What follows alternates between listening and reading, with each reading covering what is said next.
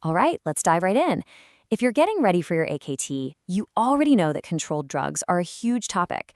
So, in this explainer, we're doing a super high yield, rapid fire breakdown of everything you need to know to prescribe safely, legally, and most importantly, ace those exam questions. Let's get to it. So, here's a classic ATT style question for you: diamorphine and diazepam. You've probably prescribed both, and they both have potential for misuse.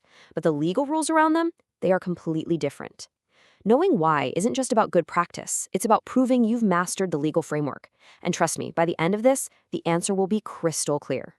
Okay, so before we even get into the different drug schedules, let's lock down the basics. There are some absolute must-haves, non-negotiable rules for every single controlled drug prescription you'll ever write. Think of this as your foundational checklist. Now, every single one of these details is there for a reason, to prevent any mistakes or misuse. You need the patient's full name and their address. The form and strength have to be totally unambiguous, no guesswork allowed.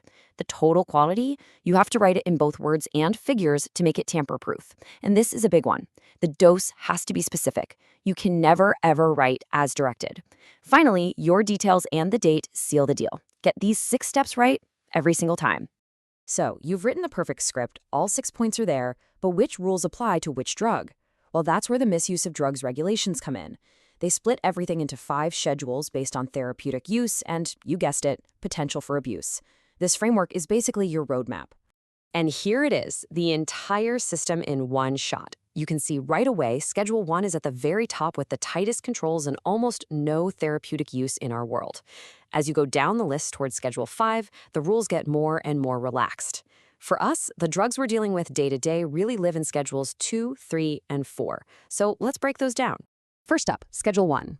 For your exam and for your actual practice, the only thing you really need to know here is that these drugs, like cannabis and LSD, are pretty much just for research, and you need a special home office license.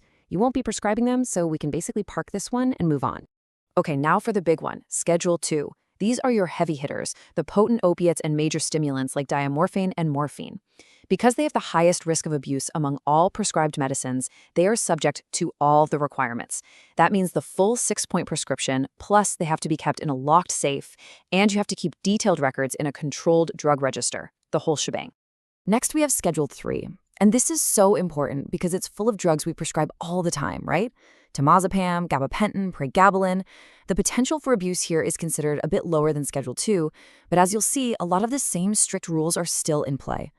For your AKT, understanding this little overlap is absolutely key. In your BNF, both Schedule 2 and Schedule 3 drugs are marked with that bold CD.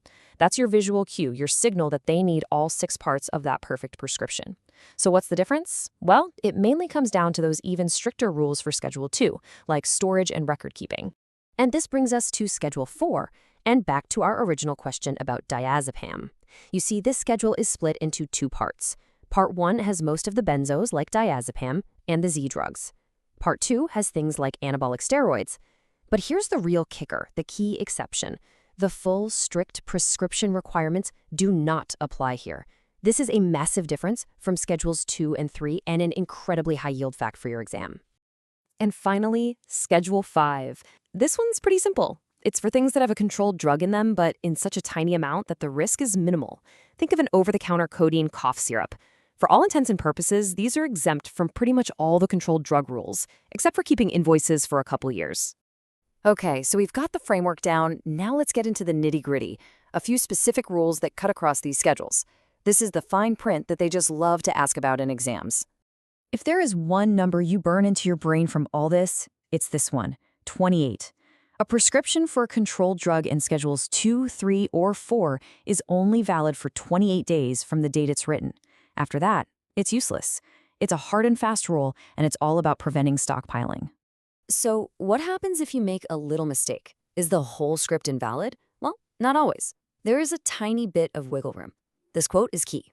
For Schedule 2 and 3 drugs only, a pharmacist is allowed to fix a minor typo. Or, let's say you forgot to write the quantity in both words and figures. They can fix that. But, and this is a big but, the change has to be permanent and they have to mark it. They absolutely cannot change the drug itself, the strength or the dose. Okay, deep breath. That was a ton of information, I know. So let's boil it all down into the absolute must-know facts you need to walk into your exam with. This is your final revision checklist.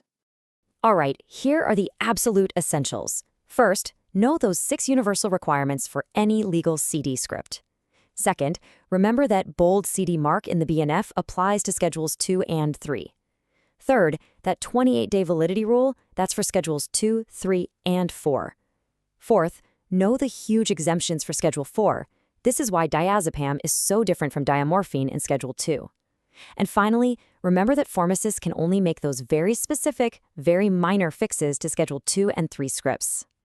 So we've gone through the framework, the rules, and the high-yield facts for your AKT. But the real test is putting it into practice, right? So I'll leave you with this question. Think about your last clinic, or the one you have tomorrow.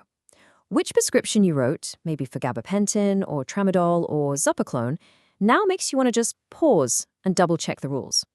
Because that's when this all stops being exam prep and starts being safe practice. Good luck with your revision.